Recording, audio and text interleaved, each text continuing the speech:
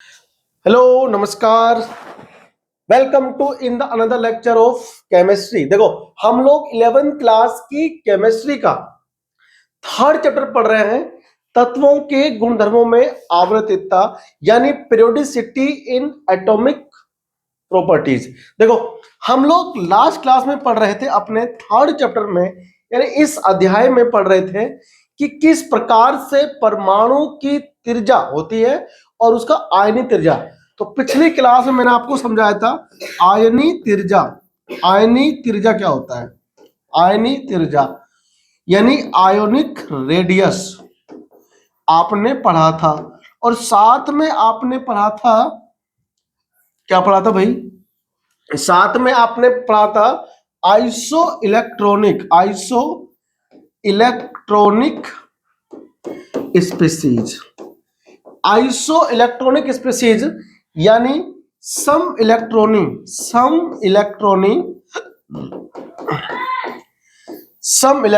Species आपने पढ़ा था। सम इलेक्ट्रॉनिक स्पीसीज, ठीक है, ये आपने पढ़ा था लास्ट क्लास में। इस क्लास की जो हमारी आज की नई टॉपिक है, बिल्कुल नया फ्रेश टॉपिक है, उस टॉपिक का नाम है आयनन एंथैल्पी। क्या नाम है बताओ? आयनन एंथैल्पी। लिखो हेडिंग, आयनन एंथैल्पी।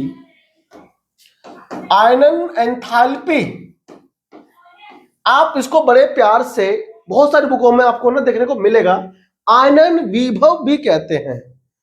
आयनन विभव भी कहते हैं। आयनन विभव यानी आप इसे अंग्रेजी में बोलते हो आयोनाइजेशन एंथैल्पी। आयोनाइजेशन एंथैल्पी, और यहां पर हम लोग बोलते हैं इसको आयोनाइजेशन पोटेंशियल। आयोनाइजेशन पोटेंशियल मतलब होता है विभव, ठीक है। तो ये आज की हमारी हेडिंग होगी, और आज हम इसी को डिटेल में समझेंगे, पढ़ेंगे, जानेंगे, और बताऊंगा कि किस प्रकार से आयनन एंथैल्पी घटता है या बढ़ता है, ठीक है।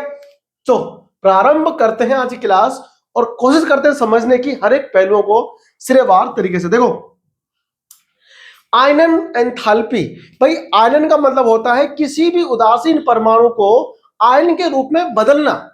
जैसे मान लो हमारे पास कौन है? हमारे पास है सोडियम। कौन है बताओ? सोडियम। तो ये अभी क्या? ये अभी आयन नहीं है, आयन नहीं है, ये परमाणु। क्या है? ये परमाणु है। और कैसा है? उदासीन। ये उदासीन परमाणु क्या है? ये बताओ। ये हमारा अभी है उदासीन परमाणु। तो इस उदासीन परमाणु को हम क्या बनाएंगे? आयन। क्या बनाएंगे बताओ? Na+ बनाएंगे। Na, तो ये Na+ कब बनेगा? जब इस उदासीन परमाणु में से इलेक्ट्रॉन बाहर निकल जाएगा। तो इलेक्ट्रॉन हमेशा सबसे बाहरी कक्ष का ही बाहर निकलता है, ये इस बात का ध्यान रखें, ठीक है। इलेक्ट्रॉन कभी भी आंतरिक कोशों का नहीं निकलता, हमेशा इलेक्ट्रॉन बाहरी कक्ष का ही बाहर निकलता है, ठीक है ना। तो इस इलेक्ट्रॉन को जो कि बाहरी कक्ष में होगा, इस उदासीन परमाणु के नाभिक के चारों तरफ जो अनंत कक्ष होता है, ये उपकोष होते हैं, उन उपकोषों में से, बाहरी उपकोष में से इलेक्ट्रॉन को बाहर निकालने के लिए हमें क्या करना होगा? कुछ एनर्जी प्रोवाइड करनी पड़ेगी। क्या करनी होगी? हाँ, देनी पड़ेगी। और उस ऊर्जा को हम लोग बोलते हैं एंथैल्पी। एंथैल्पी का मतलब है ऊर्जा, ठीक है ना। तो आपके दिमाग में ना हमेशा अगर हम एंथैल्पी कहें, क्या बोले? एंथैल्पी। भाई हिंदी मीडियम में तो एंथैल्पी भी बोलते हैं हिंदी में। एंथैल्पी कहें तो हम एनर्जी की बात कर रहे होते हैं, ऊर्जा। ऊर्जा इक्वल टू एंथैल्पी, ठीक है ना। एनर्जी को ही एंथैल्पी कहते हैं, ठीक है ना। एंथैल्पी, ठीक है। तो एंथैल्पी और एनर्जी दोनों सेम वर्ड है, कभी आप कंफ्यूज हो जाओ, ठीक है। चलो तो शुरू करते हैं। सबसे पहले आएगी परिभाषा कि आयनन एंथैल्पी होता क्या है। आयनन एंथैल्पी क्या होता है? तो आयनन एंथैल्पी की जो अंग्रेजी आएगी वो हम आपको अभी लिख के दिखाते हैं। आयनन एंथैल्पी को करें परिभाषित। लिखो,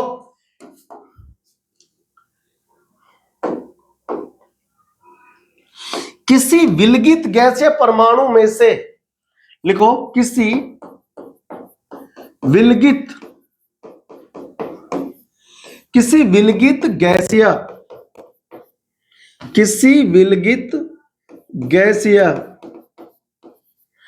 परमाणु के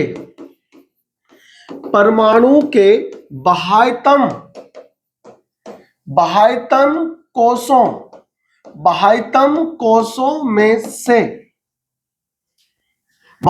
कोशों में से इलेक्ट्रॉन को निष्कासित करने के लिए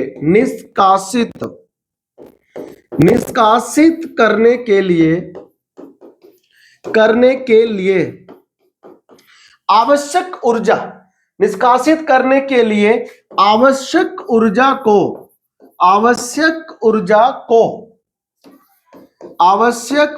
को क्या कहते हैं? आयनन एंथैल्पी कहते हैं। या आप इस बात का ध्यान रखें, आयनन एंथैल्पी कहते हैं, ठीक है ना। तो आयनन एंथैल्पी क्या होता है बताओ? आयनन एंथैल्पी क्या होता है? एनर्जी रिक्वायर्ड, यानी कि ऊर्जा की आवश्यकता होती है किसको? इलेक्ट्रॉन को बाहर निकालने के लिए। किस में से? किसी विलगित गैसीय परमाणु में से। अब यहां पर विलगित गैसीय परमाणु का मतलब क्या है? बोलो। विलगित गैसीय परमाणु का मतलब होता है कि परमाणु अकेला होना चाहिए, किसी के साथ आबंधित नहीं होना चाहिए। दूसरी बात, परमाणु गैसीय अवस्था में होना चाहिए, ठीक है ना, किसी के साथ ठोस द्रव अवस्था में नहीं होना चाहिए। देखो, विलगित गैसीय का मतलब होता है isolated gases atom. Isolated gaseous, इसका मतलब होता है बिल्कुल अकेला। आइसोलेटेड का मीनिंग है कि किसी के साथ कंबाइंड फॉर्म, संयुक्त अवस्था में जुड़ा हुआ नहीं होना चाहिए, बिल्कुल अकेला होना चाहिए। क्या होना चाहिए? बिल्कुल अकेला। गैसीय अवस्था में होना चाहिए, ठोस में नहीं, द्रव में नहीं, गैस अवस्था में, तब भी इलेक्ट्रॉन बाहर निकलेगा, ठीक है ना। अब मेरी बात सुनो ध्यान से। देखो, मैं यहां पर एक परमाणु आपको बना के दिखा रहा हूं, ठीक है। यहां पर क्या है? नाभिक। यहां पर क्या है? नाभिक। और ये मान लो सबसे बाहरी कक्षा है। सबसे बाहरी कक्ष कौन है? बाहरी कक्ष है। कक्ष मत कहो, चलो कोष कहते हैं ना, कोष है। सबसे बाहरी कोष में कौन होगा? सोडियम। मान लो सोडियम है, कौन है ये? Na। तो इसका सबसे बाहरी कोष में कौन होगा? एक इलेक्ट्रॉन। कौन होगा? हम सभी जानते हैं कि जितने भी इलेक्ट्रॉन होते हैं, बाहरी कक्ष में हो चाहे आंतरिक कक्ष में हो, कहीं भी इलेक्ट्रॉन होगा, सभी इलेक्ट्रॉन नाभिक के साथ में एक आकर्षण बल के द्वारा जुड़े रहते हैं। आकर्षण बल। तो ये जो इलेक्ट्रॉन बाहर घूम रहा है, ये नाभिक के साथ किसमें है? आकर्षण बल में। किसमें है ये? तो ये आकर्षण बल है, जो कि नाभिकीय आवेश है, वो इलेक्ट्रॉन को अपनी तरफ खींच के रखता है, इसे कहीं जाने नहीं देगा।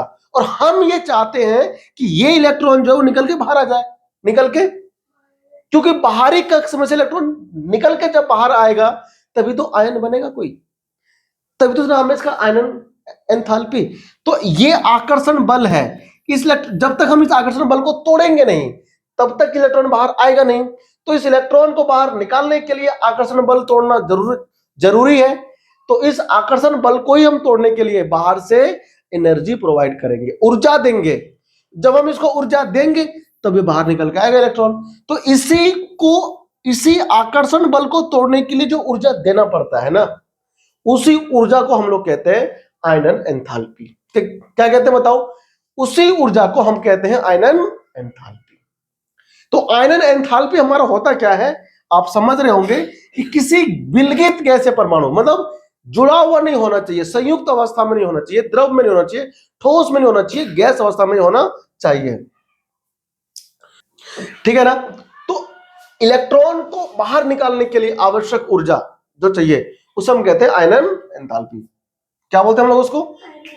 अब आयनन एंथैल्पी जो होता है, वो पहले एक इलेक्ट्रॉन बाहर निकलेगा, फिर दूसरा बाहर निकलेगा। तो एंथैल्पी 1 मोल इलेक्ट्रॉन के लिए मान्य है, ठीक है ना, एक के लिए नहीं, 1 मोल के लिए, ठीक है भाई। लिखो इसके अंदर, देखो हमारे पास क्या है, मान लो कोई एक्स एटम है, कोई एक्स एटम है, ये गैसीय अवस्था में है, इसके अंदर से इलेक्ट्रॉन बाहर निकलेगा। जब कोई एलिमेंट इलेक्ट्रॉन बाहर निकालेगा, जब कोई एलिमेंट इलेक्ट्रॉन बाहर निकालेगा, तो ये x प्लस में, 1 प्लस है, इसका मतलब 1 इलेक्ट्रॉन बाहर निकला है, तो यहां पर गैसीय अवस्था में रहेगा ये। अब जो इलेक्ट्रॉन बाहर निकला है उसको हम इसी साइड जोड़ करके दिखाएंगे, ठीक है। तो इस इलेक्ट्रॉन को बाहर निकालने के लिए जो हमें ऊर्जा देनी पड़ती है, उस ऊर्जा को हम लोग बोलते हैं आयनन एंथैल्पी, और हम दर्शाते किससे हैं, डेल्टा आई एच से हम इस एंथैल्पी को दर्शाते हैं, ठीक है ना। हाँ ठीक है, तो यहां पर कुछ ना कुछ ऊर्जा होगा, ये ऊर्जा जो है हमें याद नहीं करना, कितना ऊर्जा हमें देना पड़ेगा किस इलेक्ट्रॉन को बाहर निकालने के लिए, ये एक्सपेरिमेंटल डाटा होता है, ठीक है ना। लिखो, आयनन ऊर्जा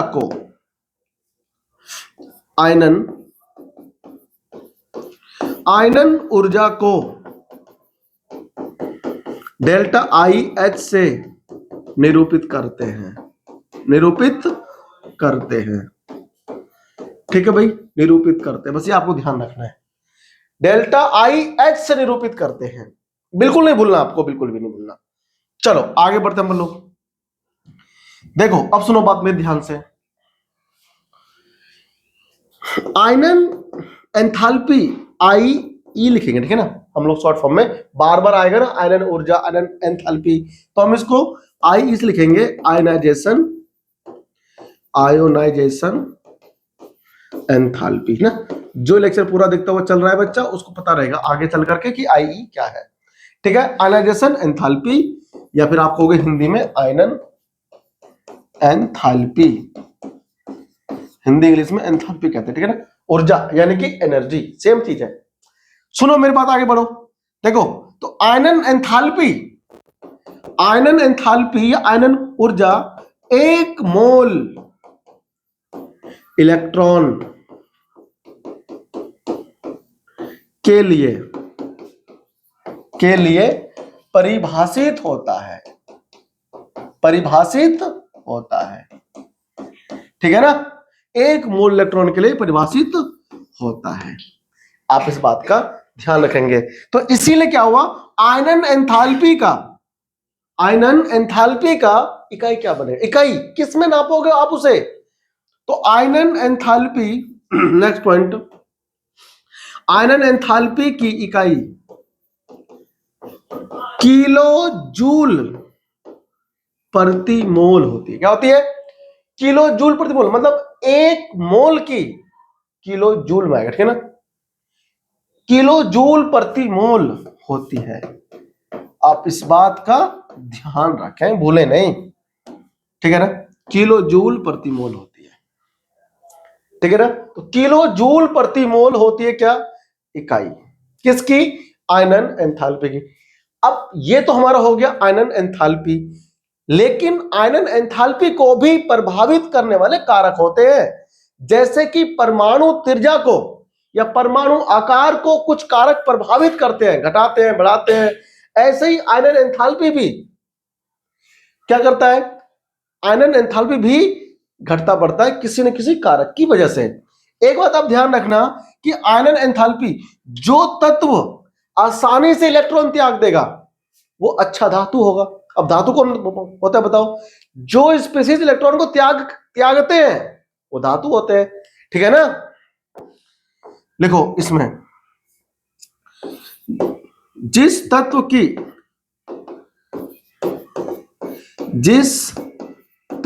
की आयनन एंथैल्पी जितना कम होता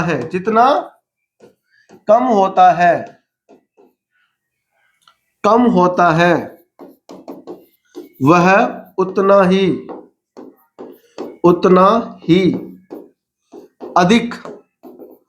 उतना ही अधिक क्रियाशील क्रियाशील धातु होता है। क्या होता है? क्रियाशील धातु होता है। मतलब आयनन एंथैल्पी जितना कम होगा, इसका अर्थ यह है कि वो इलेक्ट्रॉन आसानी से त्याग देगा, और जो इलेक्ट्रॉन आसानी से त्यागते हैं स्पीसीज, वो स्पीसीज कौन होता है? अच्छा धात्विक गुण दर्शाता है। और जो जितना जल्दी इलेक्ट्रॉन त्यागेगा वो बंध उतना ही जल्दी बनाएगा, तो उसका यौगिक भी उतना ही जल्दी बनेगा। तो आयनन एंथैल्पी अगर कम है तो वो ज्यादा क्रियाशील है।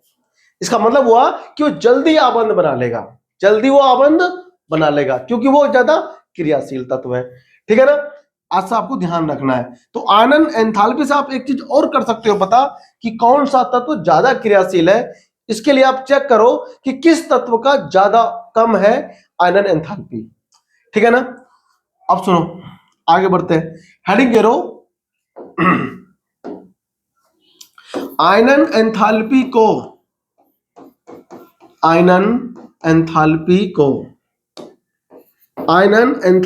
को प्रभावित करने वाले कारक।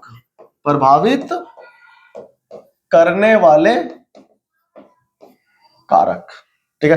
कौन कौन से कारक हैं जो आयनन एंथैल्पी को क्या करते हैं? प्रभावित करते हैं।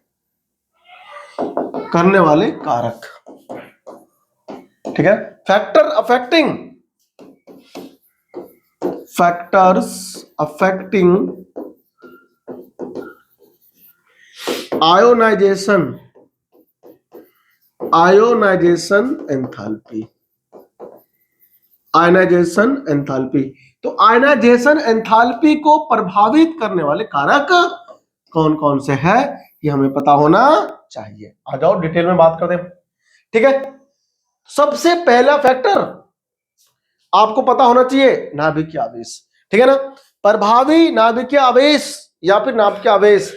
आप बताओ, अगर कोई नाभिक का जितना अधिक प्रभाव रहेगा बाहरी इलेक्ट्रॉन पे, अधिक प्रभाव का मतलब है कि नाभिक जो है कस करके जोर से खींच करके अपनी तरफ रखेगा बाहरी इलेक्ट्रॉन को, तो क्या हम उसको आराम से बाहर निकलने देंगे? नहीं। अब जितना ज्यादा आकर्षण से इलेक्ट्रॉन को खींच के रखेगा नाभिक, उस इलेक्ट्रॉन के आकर्षण को तोड़ने के लिए हमें उतना ही अधिक ऊर्जा देनी पड़ेगी। अब जितना ज्यादा ऊर्जा देनी पड़ेगी तो आयनन एंथैल्पी क्या होगा? उसको उतना ही अधिक होगा। तो आयनन एंथैल्पी उतना अधिक होगा जितना नाभिकीय आवेश अधिक होगा। ठीक है ना? तो एक बात तो साफ है कि पहला जो कारक है वो कौन है? नाभिकीय आवेश। नाभिकीय आवेश या फिर ना प्रभावी नाभिकीय आवेश से आप लिख लो, प्रभावी नाभिकीय आवेश। ये दोनों भी हैं जो नाभिकीय आवेश को प्रभावित करते हैं, यानी न्यूक्लियर चार्ज या आप कह सकते हो effective nuclear charge. Effective nuclear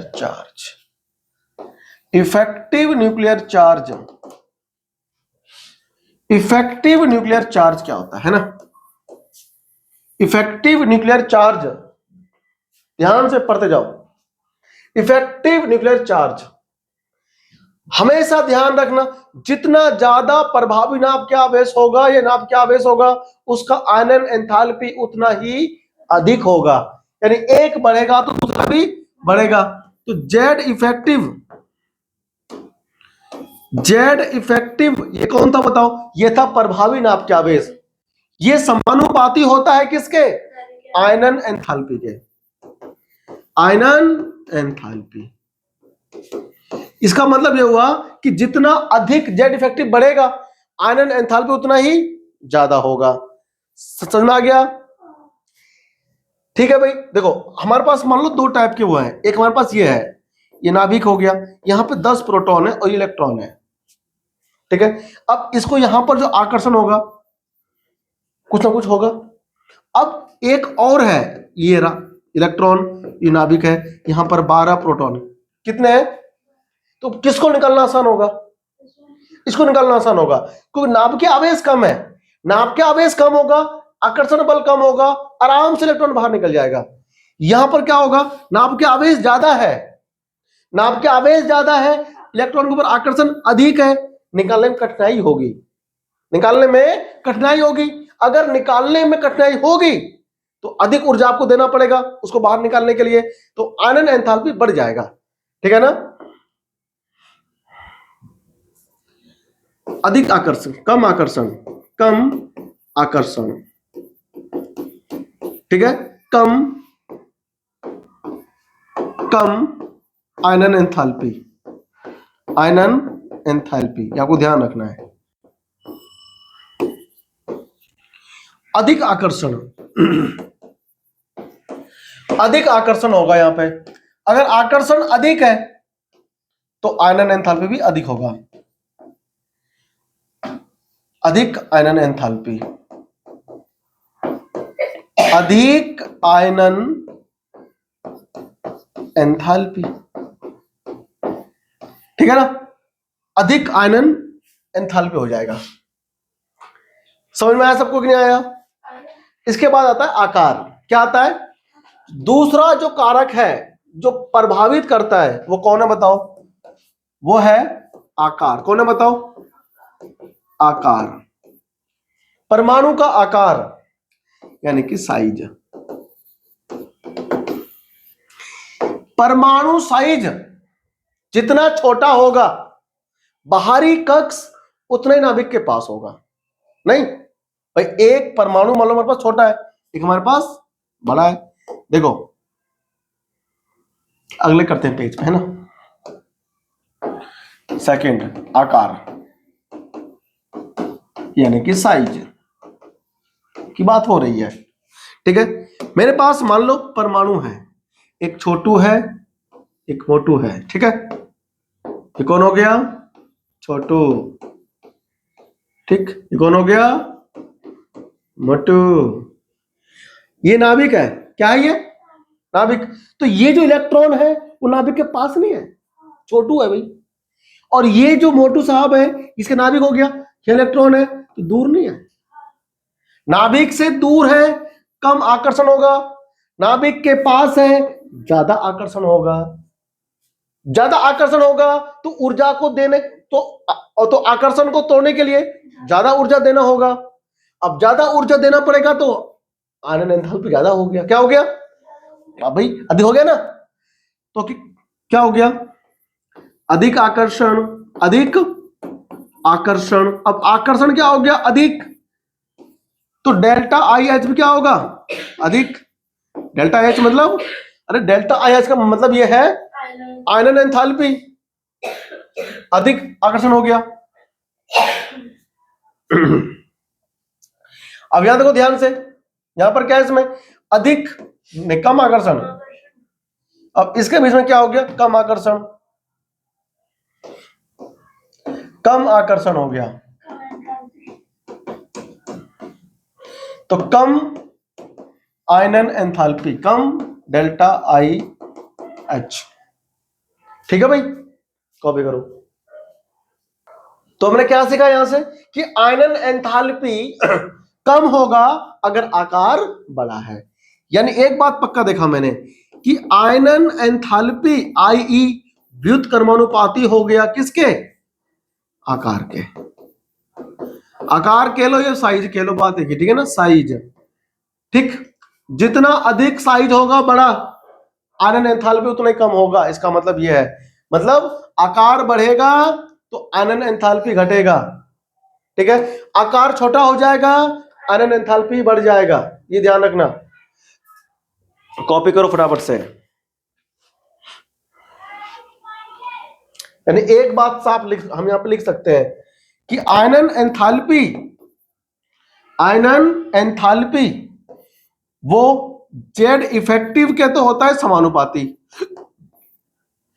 लेकिन साइज का क्या होता है, व्युत्क्रमानुपाती। आप ऐसे लिख सकते हो आयनन एंथैल्पी को एक साथ, ठीक है भाई। इसके बाद आता है परिरक्षण प्रभाव। कौन आता है, परिरक्षण प्रभाव भी क्या होता है, प्रभावित करता है। तीसरा जो थर्ड है उसका नाम क्या है, परिरक्षण प्रभाव। लिखो हेडिंग, परिरक्षण प्रभाव या फिर आवरण प्रभाव। आवरण प्रभाव, जैसा कि आपने परमाणु आकार का कैसे, परमाणु आकार या साइज कैसे प्रभावित होता है आवरण प्रभाव से या परिरक्षण प्रभाव से, अगर आपने वो पढ़ा है तो यहां आपको समस्या नहीं आएगा बिल्कुल भी। इसीलिए मैं कहता हूं सर्वप्रथम आप जाइए पहले आयनन जो परमाणु का जो त्रिज्या है, आकार है, वो वाला लेक्चर देखिए। पिछला अगर आपने लेक्चर नहीं देखा है तो आप उसे जरूर देखिए, अवश्य देखिए, तभी आपको यहां पर अच्छे से समझ में आएगा। ठीक है, देखो तो परिरक्षण प्रभाव जैसे कि आप सबको पता है, परिरक्षण प्रभाव आप सबको मालूम है। अब यहां पर मान लो बाहरी कक्ष से इलेक्ट्रॉन एक है और अंदर वाले कक्ष में या कोश में अधिक इलेक्ट्रॉन है कि नहीं। अब अगर ये अंदर वाले इलेक्ट्रॉन अच्छे से कर देंगे आवरण, क्या कर देंगे, अच्छे से आवरण कर देंगे पीछे, तो इसका नाभिक आवेश कम हो जाएगा। मतलब जो बाहर के इलेक्ट्रॉन है उसके ऊपर आकर्षण कम हो जाएगा। जब बाहरी इलेक्ट्रॉन पे आकर्षण कम हो जाएगा तो इसको निकलना आसान हो जाएगा, इसको निकलना आसान हो जाएगा। और जब ये आसानी से बाहर निकल जाएगा तो कम ऊर्जा देनी पड़ेगी, ऊर्जा हमें कम देनी पड़ेगी। वही बात हम आपको समझा रहे हैं कि परिरक्षण प्रभाव अगर प्रभावी है तो आयनन ऊर्जा कम होगा, और अगर परिरक्षण प्रभाव दुर्बल है, मतलब अच्छे से परिरक्षित नहीं कर पाए बाहरी कक्ष के इलेक्ट्रॉन को अंदर कक्ष के इलेक्ट्रॉन, तो फिर क्या हो जाएगा, हमें बाहरी इलेक्ट्रॉन को निकालने के लिए ज्यादा ऊर्जा देना पड़ेगा, क्योंकि उसका आकर्षण बढ़ गया होगा, आकार छोटा हो गया होगा। ठीक है ना। तो आप यहां पर भी एक लाइन लिख सकते हो कि परिरक्षण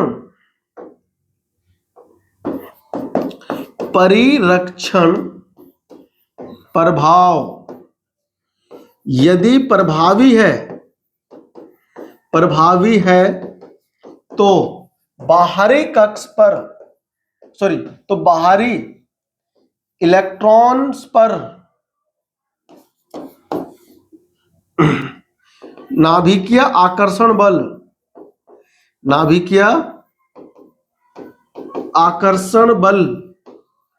दुर्बल हो जाता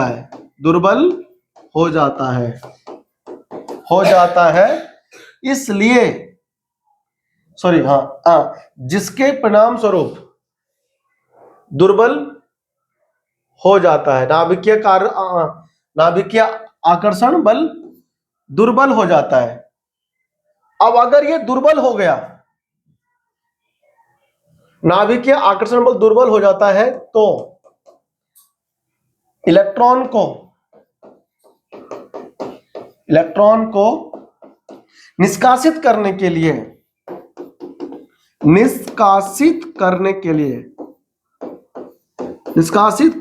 लिए कम ऊर्जा की आवश्यकता होती है।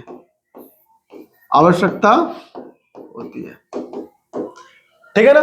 तो एक बात आपने सीखा कि अगर परिरक्षण प्रभाव प्रभावी है तो कम चाहिए आयनन एंथैल्पी, और अगर दुर्बल है तो अधिक चाहिए। ठीक है ना। ठीक है भाई, आई होप कि आपको समझ में आया होगा। कॉपी करो फटाफट से।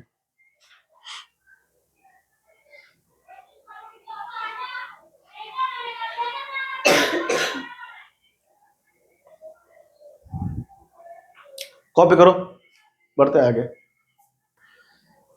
अगला जो कारक है जो करता है प्रभावित, उसका नाम क्या है बताओ। 3 हो गए ना ऊपर, चौथा है ये भेदन शक्ति। क्या भेदन शक्ति, पेनिट्रेशन पावर, पेनिट्रेशन पावर।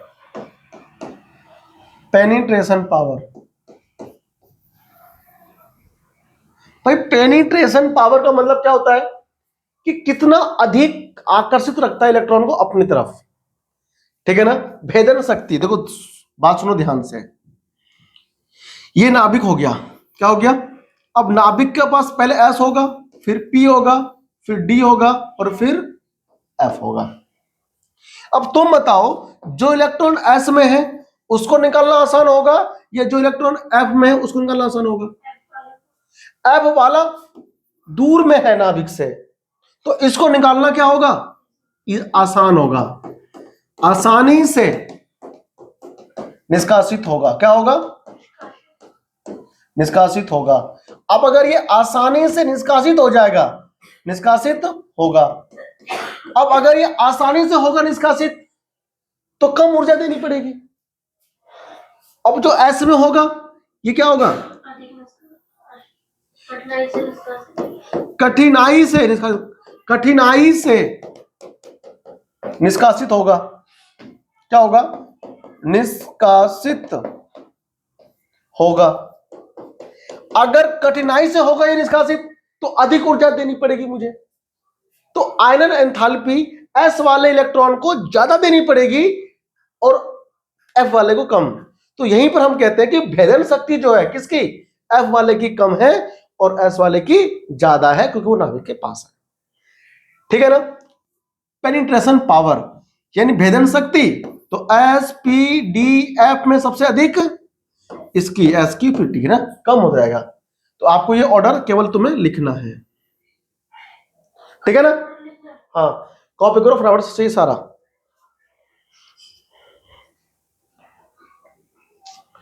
यह है एक ही प्रकार के कोष के लिए, एक ही कोष के लिए, ठीक है ना? और अगर अलग अलग कोष है, भिन्न भिन्न कोष है, भिन्न कोष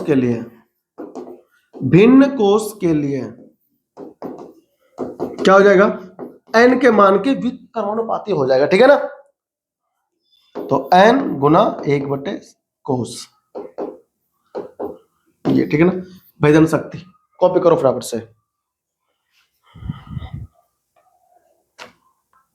अब देखो, अगला है इलेक्ट्रॉनिक विन्यास। क्या है? इलेक्ट्रॉनिक विन्यास। लिखो, अगला 5 हो गए, 4 हो गए, ये 5th हो गया, पर 5th इलेक्ट्रॉनिक विन्यास।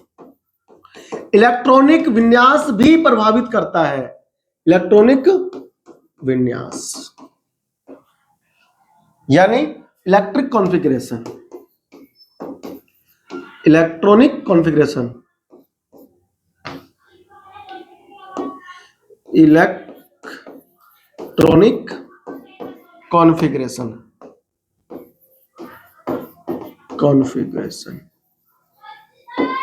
Electronic configuration. आप सभी जानते हैं कि हमारे पास 2 प्रकार का विन्यास आता है अगर हम करते हैं विन्यास, तो एक अर्धपूरित और एक पूर्णपूरित। और जब हम लोग अर्धपूरित इलेक्ट्रॉनिक विन्यास देखते हैं तो उसे हम कहते हैं अधिक स्थायी है, और पूर्णपूरित भी अधिक स्थायी है। तो अर्धपूरित और पूर्णपूरित इलेक्ट्रॉनिक विन्यास जो होता है वो ज्यादा स्थायी होने की वजह से वो इलेक्ट्रॉन आसानी से नहीं त्यागता है। ध्यान रखेंगे हम लोग। ठीक है ना? अब हम यहां लिखेंगे, क्या लिखेंगे? हम जानते हैं कि क्या जानते हैं भाई? पहला पॉइंट कि पूर्णपूरित इलेक्ट्रॉनिक विन्यास,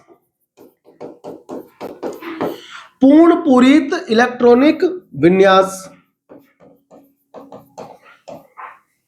अधिक स्थायी है, अधिक स्थायी होता है, अधिक स्थायी होता है। सभी जानते हैं अधिक स्थायी होता है। कैसे? देखो, हमारे पास मान लो नाइट्रोजन है। कौन है? नाइट्रोजन। जब मान लो हमारे पास कौन है? सपोज करो हमारे पास में नियोन है। अब नियोन क्या नंबर बताओ? 10 नंबर पे है। तो अगर हम इसका विन्यास लिखें तो 1s2 2s2 2p कितना आएगा? 6। अब आप देखो p में कुल कितने आते हैं? 6 इलेक्ट्रॉन और 6 भरे हुए हैं। 3 इसमें होते हैं उपकोष, एस एस है ना, पी में 3 कक्षक होते हैं, सॉरी। तो इसमें एक भर दिया, इसमें एक भर दिया, इसमें एक भर दिया, 3 भर दिया, चौथा, पांचवा, छठा। 2p के अंदर 3 कक्षक होते हैं और तीनों में इलेक्ट्रॉन देखो 2 2 आ गए। ये पूर्ण पूरित है, हम इसे बोलते हैं पूर्ण पूरित, पूर्ण पूरित इलेक्ट्रॉनिक विन्यास, इलेक्ट्रॉनिक विन्यास हम इसे कहते हैं। और ये ज्यादा स्थायी है। अब जब ये अपने इलेक्ट्रॉन पूरे कर चुका है, जितना चाहिए उतना, तो इलेक्ट्रॉन एक नहीं त्यागेगा, इलेक्ट्रॉन को निकालेगा ही नहीं, अपना स्थायित्व खोना नहीं चाहेगा। अब ये अपनी मर्जी से इलेक्ट्रॉन त्यागेगा नहीं, आप उसे इलेक्ट्रॉन निकलवाओगे जबरदस्ती तो वो नहीं निकालेगा, आपको जबरदस्ती ज्यादा ऊर्जा देनी पड़ेगी, ज्यादा ऊर्जा देनी पड़ेगी। ये बिल्कुल वैसा है जैसे 2 प्रेमी जोड़े, कसम कस वाली मोहब्बत उनके बीच में, दोनों ने हाथ अपने आप को पकड़ रखा है। गांव वाले कह रहे अलग करो इसको, अलग करो, अलग होगा वो नहीं, क्यों? उनको तो जीने मरने की 7 कस्में खाई, अभी बिहार नहीं करा उन्होंने, ठीक है ना है ना। अब वो जल्दी से क्या होगा, हाथ छोड़ेगा नहीं उसका। गांव वाले खींचेंगे, एक खींचेंगे उधर, एक खींचेंगे इधर। गांव वाले क्या कर रहे हैं, गांव वाले आयनन एंथैल्पी प्रोवाइड कर रहे हैं और उन्होंने आपस में कस के पकड़ रखा है, छोड़ेंगे नहीं, छोड़ेंगे नहीं, छोड़ेंगे नहीं। तो आयनन एंथैल्पी यही होता है, इलेक्ट्रॉन बाहर निकालना है, इलेक्ट्रॉन क्यों छोड़ेगा, वो नहीं निकालेगा ना।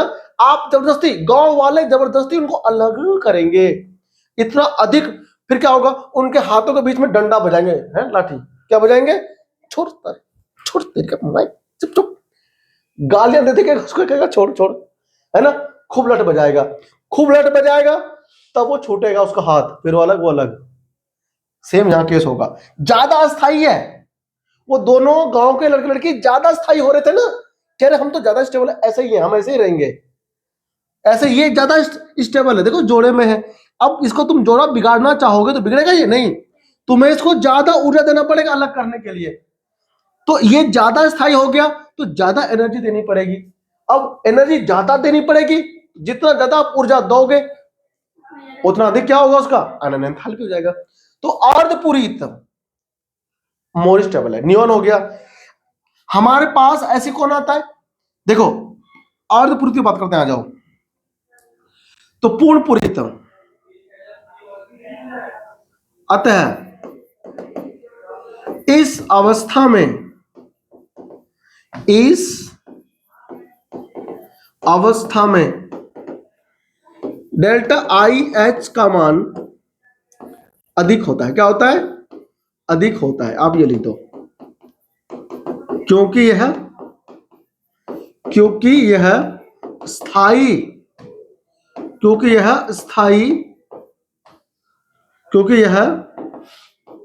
स्थायी इलेक्ट्रॉनिक विन्यास है, स्थायी इलेक्ट्रॉनिक विन्यास है,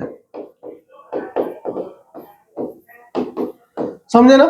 सुनो, अब कौन आएगा, पूर्ण पूरित, देखो ध्यान से, सॉरी ये हो गया पूर्ण पूरित। अर्धपूरित, अर्धपूरित इलेक्ट्रॉनिक विन्यास, इलेक्ट्रॉनिक विन्यास भी अत्यधिक स्थायी होता है, अधिक स्थायी होता है, अधिक स्थायी होता है। देखो एग्जांपल देखो, बात करते हैं नाइट्रोजन 7 नंबर पे है, तो 1s2 2s2 2p3 2p3, भाई 7 तो होता है, 2 भर दिए, 2 भर दिए, पी में कितना, 3 आ गया। अगर मैं 2p का बनाऊं तो इसमें कितने होते हैं, 3 डक्स, पी में ऊपर सेम था। अब इसमें भरो, सिंगल सिंगल भर दिया आपने, इसमें एक इसमें भर दिया, एक यहां एक यहां, देखो स्टेबल है, अर्धपूरित है, कम से कम आधे तो हैं, पूरे नहीं हम आधे तो हैं स्टेबल। क्या है ये, स्टेबल। तो अधिक स्थायी क्या है ये, अर्धपूरित, अर्धपूरित इलेक्ट्रॉनिक विन्यास, इलेक्ट्रॉनिक विन्यास, ठीक है ना। तो क्या हो जाएगा, इस अवस्था में भी अधिक डेल्टा आई एच होगा। क्या होगा? इस अवस्था में भी अधिक डेल्टा आई एच होगा। ठीक है ना? रीजन सेम है।